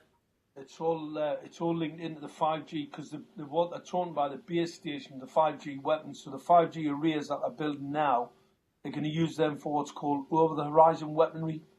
Yeah. What you normally do, if you want to look at, let's say, a space outside quite a distance from your own, you'll actually fire a signal onto the ionosphere. Now, obviously, if I want to punch a very heavy, punchy signal, give it a better word, if I want to fire a punchy signal off the ionosphere, I can punch it through. consequently, if I want to visualize things, it's probably got a lot to do with this chemtrail, you know, the aluminium in the chemtrails. I think there's a few different purposes for that, but obviously what it does, it gives you a better image of what you're spying on quite a few thousand miles away. Yeah, because what you do, you bounce your signal off the ionosphere and then you direct it to ground. All right, you get a reflection back off that, and that's where you mash your data. Now, if I want to fire a weapon, I need satellites, because a satellite, I can have a satellite configured so I don't lose the potency of the signal. So if I've got, let's say in gates that I've got 31,875 elements, they've all got a vertical potency outside of what I'd expected when I actually done some ray trace analysis of the actual antenna here. It has more potency in the vertical, which is pretty interesting. That then led me to believe that it's actually more akin for the horizon, over-the-horizon weaponry. It obviously fits in very nicely with our pal in California there, who wants to stick a load of satellites up. So that's how you take out a military base. That's how you take out GCHQ. That's how you take out MI6's main building in London. What you do, you've got a ground weapon system that links into the overhead satellites, and then you focus your weaponry back down to ground. They're called over-the-horizon weapon systems. Very, very important, and you can take a city out.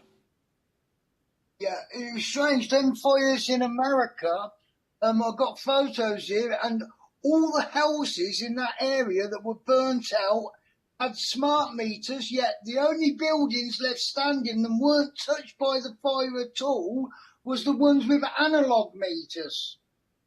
Smart meters, absolutely diabolical. You can attack the meter. You can use the 5G array to attack the meter. It's a locator. And not only that, it's also... So basically, it's a binary weapon system. Yeah. Well, you're pouring, the meter itself is pouring 24/7 radiation into that environment. So you're breaking down all of the hydrocarbons, any wood materials, any hydrocarbon built material, so plastics, everything's breaking down, everything's gassing off, slightly gassing off, everything's breaking down, every bit of fabric in the building's breaking away, and then all of a sudden you fire a load of energy into that area, whether it be accidental, whether it's an element in a cooker blows, they sometimes blow. You've got nowhere for the energy to go because your smart meter, your ordinary analog meter's got an earthen cable. It's got a cable that takes it to earth for obvious reasons, for safety. Smart meters don't have those cablings. They don't have any earth attached. Consequently, if you get a surge in the line, you can then end up with not having the analog meters will have had an earth, where the smart meters don't have an earth. You've got a surge on the line, that goes to the next building, the next building explodes, and not only does it blow everything up in the house, because the house is already primed with a microwave radiation breaking it down, it also gets rid of the body, because the people's bodies, how they're not just self-exploding anyway, because you just fill them full of energy, and then you get an initiator, and it's like, you may as well just cremate them. So they're not finding the bodies. They know there's thousands missing. They just can't find anybody. Well, the reason why they can't find anybody, their homes are full of SMART. SMART stands for Secret Militarized Armaments and Residential Technology. And what's actually happened, everybody's buying this smart equipment. They're basically putting themselves in absolute serious harm's way. Don't know. Mainstream media haven't told you. Yeah, some interesting points there, folks. We sort of strayed off the subject a little bit of censorship, but really, Jeff, this is actually showing why they're doing so much censorship, and this is why they're jumping all over Mark, because what he's telling the people is what the people really need to hear. Exactly. Yeah, I agree with that. Don't forget, you can lie by omission, Jeff. The fact you're not hearing about it means they're lying to you still. Yeah, and I would like to say the biggest... Obfuscation. the biggest form of censorship is just killing you. So yeah, it's quite a relevant topic. There's also one thing we haven't touched on is the sort of censorship by the courts as well. There seems to be the courts are in bed with all this because of their D-notices and gagging. Now, gagging orders and D-notices and things like that is something that we never used to hear of. We never used to hear of that. I never used to hear of that, but it's in the courts now all the time. D-notices, gagging orders, shutting people up from speaking the truth. I seen another video the other day where a black bloke who was a Christian preacher was arrested for just preaching Christianity. Well, wait a minute. If somebody from Islam suddenly started speaking out about his religion or whatever, they'd probably leave him alone. But because this guy was a black Christian guy preaching Christianity, they come down on him like a ton of bricks. There's a lot of clearly, I think all this is satanic. I would go as far to say that all this, I don't think this is about controlling population. Maybe it's not about controlling population. Maybe that Satan's at work in the background somewhere and he wants to end all life, everything, every bit of life. I don't know. There is something in that because it's clear to me that with the loss of all the different species of animals in the last 45 years, they reckon about 65% of all species have died out in the last 45 years. There's something more at work than just Jeff. I want to attack humans even. Go on, Jeff, can I just pop in I totally agree with you on that, Jeff. Totally agree with you because when I first got my Facebook, I started posting out about Satanism, and they took off every post I posted out from all the other people's sites also, and that was what 4 or 5 years ago. Go on, I totally agree with you guys. There's more. There's a lot more to this. A lot more, let's say, Luciferian satanic ritual than what a lot of people would like to believe. I mean, I'm gonna blow your minds here. The angel of the north. Yeah, I know. You all know about that. Well, that's Moloch. That's the angel of death. Yeah, right? That's Moloch who they pass the children through the fires to. Exactly, that's who that is. That's Moloch, right? Now, what actually happened? Think about how long ago did they decide to build that statue as a symbol? Now, when the sun comes up, that statue casts its shadow right across Gateshead, and it casts its shadow over one of the largest Orthodox Jew populations in the world. Outside of Israel, Gateshead, a Benjamin area, right, where I live not far from. It's in Gateshead. It's a small area. The terraced housing there is a lot of the Orthodox Jew population live in that area. Now, this could just be a coincidence, but I don't believe in coincidences. No. I just do the science. It is pretty strange that you've got this rather large effigy to a death sort of angel that shadow casts across a rusty effigy that casts across the area exactly where these people live. Unbelievable. So there absolutely is some satanic connections there. I've got no doubt about it. Well, if you look at Gateshead... Pour lots of salt water on it. Let's help it rust and fall down. All right, well, Gateshead's real name is Goathead. Ah. I can believe that. And the goat is the symbol of the devil. Right, well, Goathead, and one of the councillors, right, who, believe it or not, right, he's one of the ones who's been most instrumental in trying to fabricate evidence against me, try and get me locked up. He's back on. He's put another statement in. He, believe it or not, keeps goats. Yeah, It's all devil worship, mate. I've no doubt. I mean, with all this paedophilia in the political sphere and all this sort of stuff going on, and all this child ritual sacrifices and adrenochrome and all this sort of stuff, there's definitely a satanic element to all this. Whether some people feel that it is interdimensional beings. Some people think it's far more prevalent than people want to believe or even they want to accept. And they're turning a blind eye to it. I don't want to hear that. It sounds horrible. Oh, you're living in airy fairyland. They need to wake up to the forces of Satanism that's going on. And all this killing of the human beings and that through 5G, through chemtrails, through the poisons they're putting in air foods and everything, is to kill off God's creation. Absolutely. Well, we're here to make sure that that doesn't happen. Because if you think about it, right? I'm, without blowing my own trumpet, I'm one of the leading experts in the world on weapon sights and weapon sight systems. All right, for obvious reasons, because I invented them. Mm-hmm. And if you think about it, I live in Gateshead, and they've rolled it out on top of me. And we now, because of the information I've been putting out, there's an awakening right across the whole of the West in relation to 5G.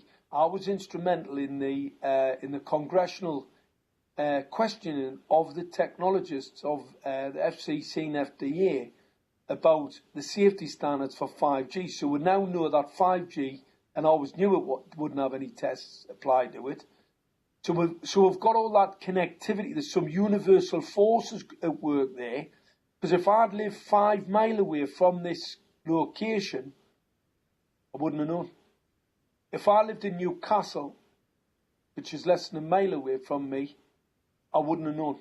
I wouldn't have known what was going on. But the fact is, I live in Gateshead, and the things that have happened to me in the last 2 or 3 years, believers, this is God fighting back. And you're right what you're saying. The devil hates everything that God ever had or ever wanted to. All his creations, the devil hates it. Right? Yeah. Whether people, whether they don't get that, whether it's positive and negative balance in the universe, whatever you want to call it, right? I like to prefer to give it its real name, God the devil. And the devil hates. God give man dominion over this earth, give mankind dominion over the earth and everything that's in it. And what he said was, it was ours, right? We had to go out, procreate, take over, we had dominion over the earth. And then all of a sudden, what actually ended up happening? The devil popped in and thought, I'll have a little bit of that. In fact, what I'll do, I'll control it. Well, this is our time. It's our time to take our earth back, because it was God who gave it to us. And not only that, God never loses. So we win. It's all about individuals taking up the task of doing what they are capable of to get this information out and to get this stopped. Well, I'll tell you one thing that might be there if we pray, and hopefully these satellites will be taken out by the sun, because there might be some mass coronal ejections from the sun that will hopefully take down these bloody satellites that are up there, and with any luck, that will sort out that little problem. And then I wouldn't worry about the satellites. The satellites are only a reflection in the sky. All you are, they're just very clever reflectors. You just take out the ground weapon. The ground weapon. Chop down these ground weapon. The satellites are as much use as chocolate fire god. Mm-hmm. So we've got to chop down these bloody lamp posts and smash the transmitters off the top of the lamp posts. Exactly. And smash them up. Yeah. Sounds good to me. It's not as if they can come and arrest you or anything like that, because you're just doing what the law says you've got to do. I'm sure they'll find a way of charging me for criminal damage or something like that. But at the end of the day, they're the ones causing a worse damage to people's health. So, you know, at the end of the day, I've always said this, Mark. We've got to not worry about what's legal. We've got to worry about what's right and what's wrong. No, it is what they have actually done is illegal and unlawful.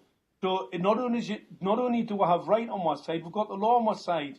What the law is pretty straightforward. Section 3 of the criminal justice system, you are obliged in law to act if you see a crime being committed. If you know of a crime being committed, you are obliged in law to act. Inaction can be seen as a crime. Let's say, give people an idea about what I'm talking about here. I'm in a flat, I see a guy bash another guy up, he's on the set, he sets, you know, and I do an intervene to stop that, I can be held responsible. That's no different to your local authority. They're not above the law. No one is above the law. Nobody. All right? So the law is, right, nobody's above it. So your local authority roll out a weapons system, a dangerous technology. Let's forget about the weapons system. We'll just pretend it's a dangerous technology, which we know it to be. The science says it is. We've got epidemiological scientific data. We've got the anecdotal evidence to say it is. So all the evidence in a court of law will pass muster to show that that technology is absolutely lethal to humans. You have, not only do you have a right to dismantle it, you have a legal duty, obligation to do it. Well, that's what's been happening around where I live. Do you know that lighting people now have police protection and have police come out with them to escort them when they're fixing lights? Really, I didn't know that. Really? No, we've got it's unbelievable. So that shows how many satanic people are in our so-called leaders. It's not unbelievable to me, Mark, because I mentioned earlier with this Tetra that they are sort of obligated to protect them now. So, yeah. Now, but the coppers, most of the, there's only a very small number of coppers, right, who are thick. I've got a lamppost right outside my house. I'd love to see someone get in between me and stopping that having a 5G put on top of it. Good luck to that one. Most LED street light now has 5G attached. There's very, very little of it that actually has light sensors. Most of them are 5G because one goes with the other. All right, it's a controller so it can pulse modulate the LED street light at night. What they say is they're reducing the light level at night. That makes it far more hazardous, makes it pretty lethal because you've got a larger gap between the square pulse wave, which puts more stress on the retinal cells. It puts more stress on your cellular function. So it's more dangerous at night when they reduce the light down. They say it's for carbon reduction.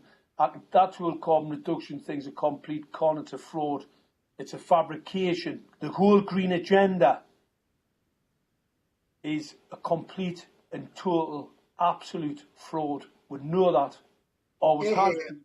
And it's only because of the mainstream media's complicity in the crime that we don't get the real evidence where most of the world's scientists don't believe it. There's about 3% who are paid to believe it, and the rest of them just think it's a complete utter load of garbage. Yeah. Well, we're coming full circle now. We're close into wrapping up this show. So I want to give you final comments from each and every one of you on tonight's panel. Who wants to start? I'll start if you wish, PJ. Yeah, well, just before you do, Paul, Jeff, I can't remember if I actually allowed you to have your BBC rant, but if I didn't, then you can do that after Paul. Go on, Paul. Nope. Censorship that is going on. It's a narrowband narrative censorship. Basically, that means they only want to hear what they want to be put out. And anybody that steps outside that narrowband narrative, they're in for censorship. Especially people like Mark that's doing his damnedest to let people know the dangers of what's happening. And when he says it is satanic, He is dead smack on the mark. Yeah. Well, just going back onto that slightly, Mark, your appeal that's coming up on the 28th of March, yeah? Yeah. Is there any D notices, gagging restrictions, or anything in place on? No, nothing. There's absolutely nothing. I want people there so they can live stream it, because obviously we need the mainstream media there, but they're not going to get there until they get embarrassed to death, until the whole world starts to fall to pieces. You must remember, because of the actions that I actually personally took, and also because of the knowledge that I have, we're 3 years ahead of this whole kill grid being switched on. All right? 2021, and after that, you'll start to see a massive collapse in the population. You're already starting to see a collapse, but it's going to be, it'll accelerate significantly after 2021, but it'll be too late by then. So we are 3 years ahead of the kill grid switch on. All right? They may go early, but I can tell you now, there's trouble in America, there's trouble in France, there's trouble in Portugal. I was talking to some guys in Poland and Czechoslovakia. They're watching what's going on here. I've got guys in Liverpool. I've got a gang of kids in Liverpool. I've got gangs of people all over the world going, hang on a minute, what's going on here? Looks like this guy's correct. As time goes on, people will see, they'll be able to visualise and see that I'm correct. We are just absolutely going to smash this. So the sooner everybody gets active and does things, get to the Save Us Now party, get the posters printed off, get them posted up, shops, barber shops, coffee shops. We are fighting for our lives. I can't impress that on people enough. Nothing else matters. This is the most important thing, and we are actually acting in a historical time. These are historical times. Be part of it. Be part of history, because we win this. Yeah, Mark, that were only a question to you. Is that your final comment, or have you got another comment? Just one final comment. The YouTube video being taken down, that's a humanitarian crime perpetrated on the people of the West by Google. Google have taken that down. It was information that people that require, and even though Congress have said 5G is dangerous, you've got this MI6 saying that the serious risks. You've got the Minister for the Ministry of Defence saying that there's serious risks, and other intelligence groups. And we've got YouTube, part of Google, taking down what I'm stating is absolute scientific fact of the danger of this technology. That's a humanitarian crime we're talking about, that they are covering up. Mm-hmm. Stav? Sorry, I was just reading about the name of the company that's rolling out the 5G around where I am. We've already got all the LEDs all the way around us. It took about 18 months. Within the space of 18 months, we went from conventional lighting to all LED, the whole lot around us. So it doesn't take long. Do you know what is interesting? If you can recall, Stav, several years back, where we covered an article on one of Flux episodes where they predicted that 50% of the population would have cancer by 2021. Yes. Now, in that a coincidence, because now this 5G is getting rolled out, they can turn around and say, "Well, we did tell you about it. We told you it was going to happen. So you better trust us because we know best." Yes, that's right. Yes, we do. And that shows the censorship then. Yeah, I think it was a report actually done by Oxfam, I think originally. I can't actually recall to be accurate. Go on, Marty. Sorry, Stav, let's hear your comment and then we'll pass it on to Marty. Yes, well, I think people should. I mean, everybody, everywhere in their local area, this is being rolled out all over. I mean, I'm on the sleepy south coast down here. I'm a good 250 miles, I think, away from where Mark is.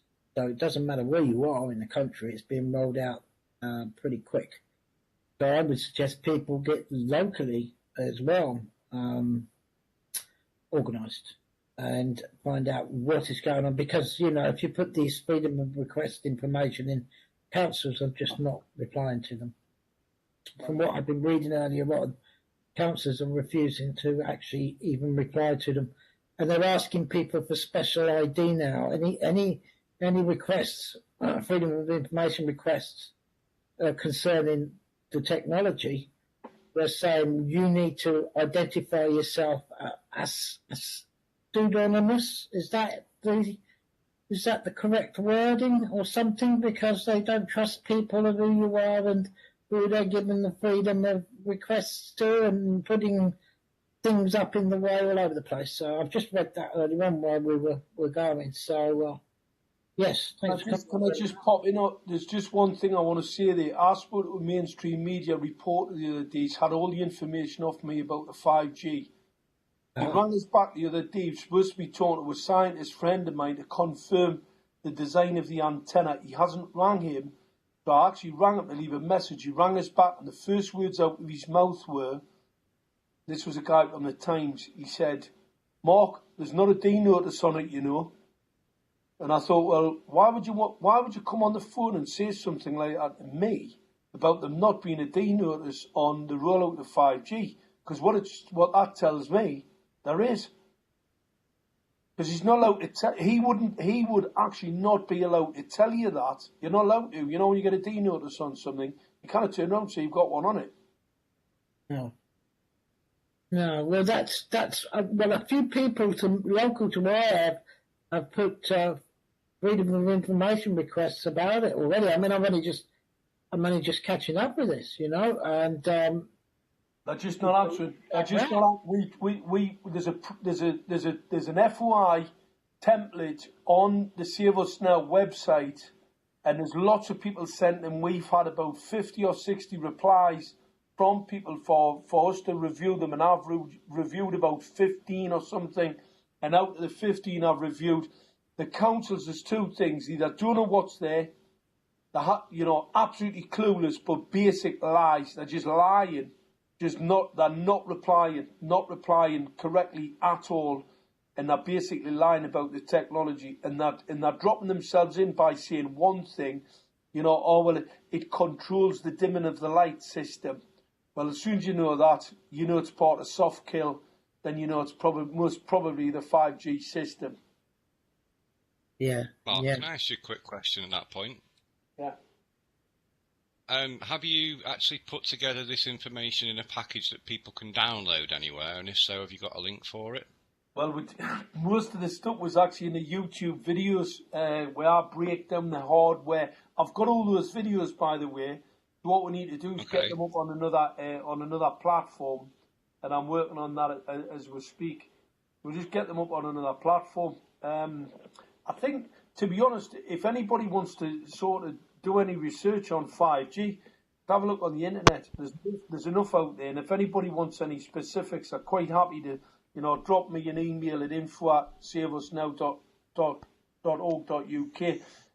You can send me an email. So, if it's complicated, one of the lads will be able to answer it. If not, then if it's a little bit too complicated, they'll send it to me, and I'll make sure that they get the right information. Cool, Mark. Just try and keep these. Sorry, Mark. Just try and keep these platforms on the blockchain, yeah. So, just to try and prevent you from wasting your time. If you put them on platforms that aren't going to be on decentralized blockchain, then they're just going to get removed. It's just a matter of time.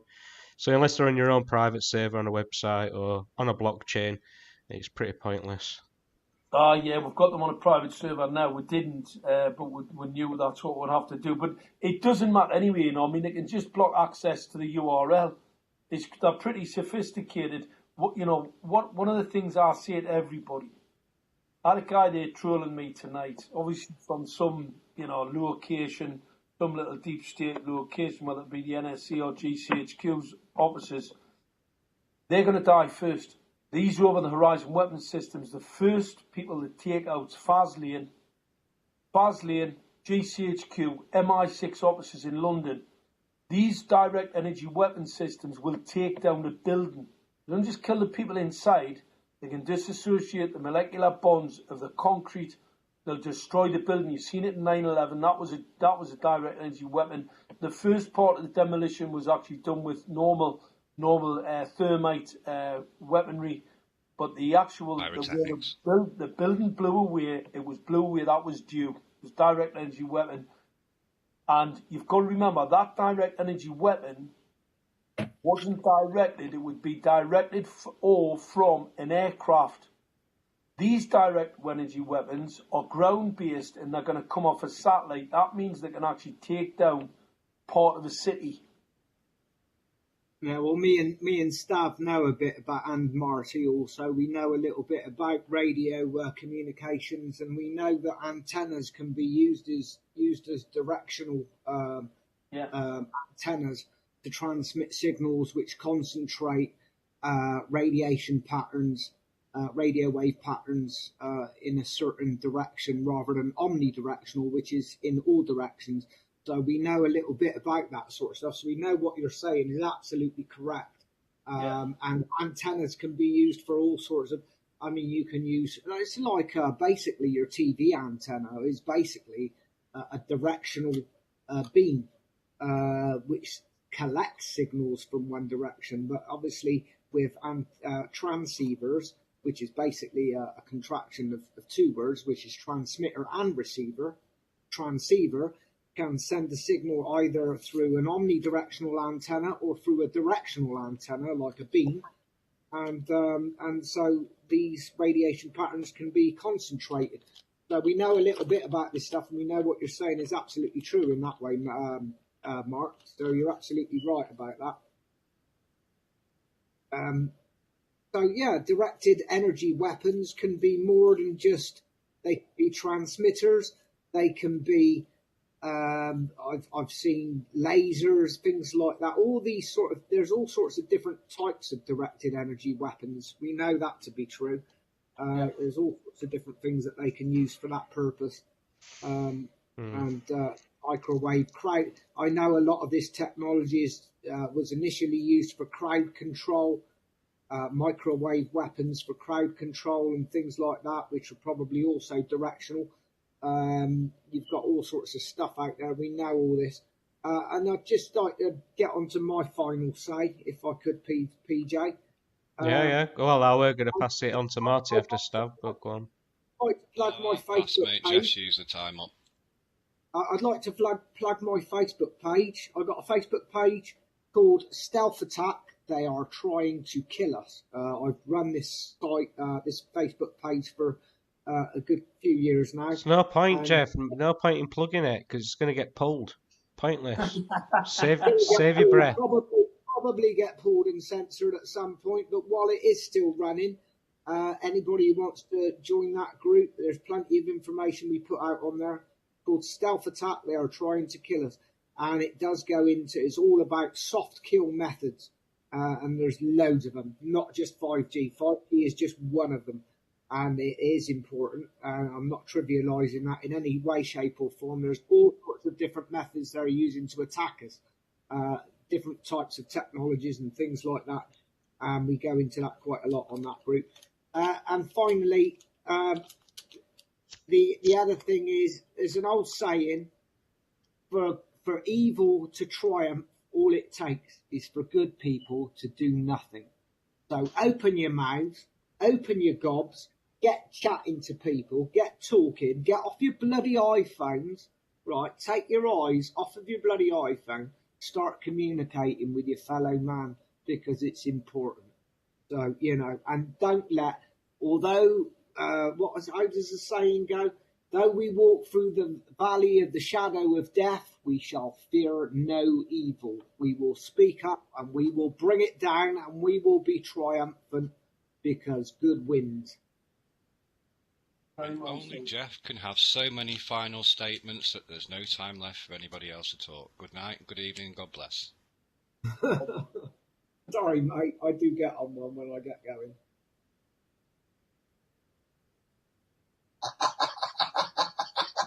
We'll bring the bloody Satanist down, don't worry about that. No, that's right, we need to get our stakes out. People that don't worry about the Satanists are asking for it.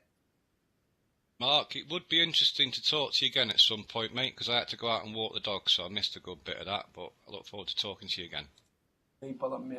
Listen, any time what we need to do is build. Listen, get out there and get your numbers built, because believe us, we've got a fight on my hands.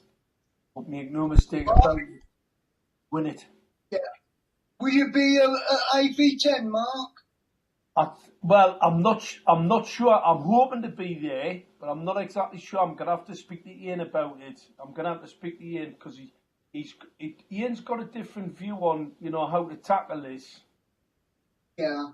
Obviously they were very successful with the fracking thing and went around and he's put a lot of people in the country. The problem we've got with 5G, it's not fracking. I've tried to explain this to Ian. It's not fracking and it's not anything he's ever been involved with before. This is going to kill everything. And what I'm saying to people, we need focus. Now, Ian's concerned about political parties and, well, not political parties, but movements, any type of movement. He's very concerned about that because obviously, and he's correct, because it can be hacked. Well, there's nobody can hack Save Us now because I've got major control over the whole thing and God's driving me. So if we're going to be worried about God hacking it, we're fucked. But Ian has been on about the 5G and how much worse it is than the fracking. So he is getting it out. Ian will talk about anything that puts money in his bank. I think that's maybe Scott's son. Anyway, I'm not going. Ian's being great, by the way. Listen, I cannot fault Ian. He's being great, but what I've got to understand, what people have to understand, Save Us Now's the fix. Now, I know that's the fix is because God told us. Now, a lot of people might not believe that, but believe us, God put me here. If you'd asked me this, my friend. Right, if you told me this 2 years ago, I would have said you were fucking crazy. Yeah, but you've done your research like I have, my friend. Exactly. Well, what happened? God came to me, right, and gave us this whole thing about the political party, the Save Us Now party, and the sun's rising, waking humanity up. And I thought, fucking hell, that's. But also, if you look at the case, I mean, I couldn't tell you until the cases get finished. The barrister, I'm working with a legal team at the minute in London. They're pretty heavy-duty people. It's costing a fortune, by the way. And I mean, I'm up for a Section 4. I mean, this is a public order offence appeal. And the guy says to us, he said, this is a fucking bear trap, isn't it? And I said, well, it's a bit of a bear trap for them. And he went, yeah. He says, I mean, it's unbelievable. He said, if I'd been involved from the offset, you would never been found guilty. I said, but that's the point. I said, you're here when obviously the whole thing's built into a crescendo. I says, and we're here to stop it. And he went, I get that. He says, so really God's driving this, isn't he? And I went, yeah. Aye. Yeah. He's driving it. It's God's driving this. And that's why I'm absolutely 100% confident we smashed this. But it is up to everybody to get involved. And we've got to understand there is a spiritual side to it, right? Yeah, we're in a spiritual warfare. Absolutely. Well, like I said 2 years ago, I mean, I've been building weapon systems for years. I've never really, I went to church when I was a kid. I didn't get it. It wasn't for me. I'll tell you now, the last 2 years, God's absolutely, I mean, it's like as if he's standing on my shoulder. Yeah, he's got me back, and believe us, he's telling me stuff. Just absolutely blows my mind. Yeah, he's pulled me back to him in the past 5 years, my friend, and I know exactly what you're on about. It's exactly what I'm on about, yeah. The truth is exposed in the light, the broad light of day, sunlight. So, exactly. You can hide the truth for so long. You can hide in the shade. But sooner or later, the sun is going to illuminate you and it's going to shine, and all that is going to come out in the wash. Well, you know what God told me? Truth is the light. Truth is the light. Exactly, and you can hide in the darkness for a while, but sooner or later, you're going to be illuminated, and it's all going to come out in the wash. and there's going to be no hiding from that truth. It You know will come. what I was told, the save us now, the sun's rising, the whole sun thing. He told me, he said, this is I give dominion over the earth to man. Man owns the sun. Man owns all the colours under the sun. Right? They are his to use, to display. Anyway, I wake up because we'd had loads of sort of arguments about what the party was going to be called, what the sort of branding was going to look like, because obviously it's all about colourways and branding. And I woke up one morning after this sort of revelation, and I knew. Well, I strongly believe that the sun illuminates in more ways than one, and the moon is the planet of deception, if you like. It's long been known in different fields and sciences, or whatever you want to call them, that the moon is related to deception, but the sun is illumination. So, I think there's definitely something in all that. Well, like I said, it was totally all that symbology was sent to me. I didn't make it up. I mean, I'm not even. I mean, if you knew my background, a guy said it was a while ago. He said, "Oh, you're a bit of an activist, not a fucking activist."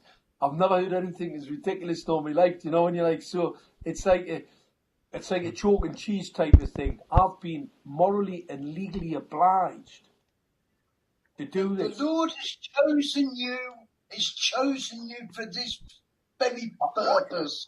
No. Absolutely. Well, we could continue this after the show. I'm going to wrap it up, and I'm going to wrap it up this final quote from Arthur Schopenhauer. It's all truth passes through 3 stages. First, it is ridiculed. Second, it is violently opposed, and third, it is accepted as being self-evident. So, Mark, your next stage is, things getting accepted as being self-evident, and I think we're all reaching that certain position. We're definitely starting to get to that. There's no two ways about it. Yeah. But cheers, guys, for another great show. All right, boys. Speak to you soon. Cheers. Thanks for that.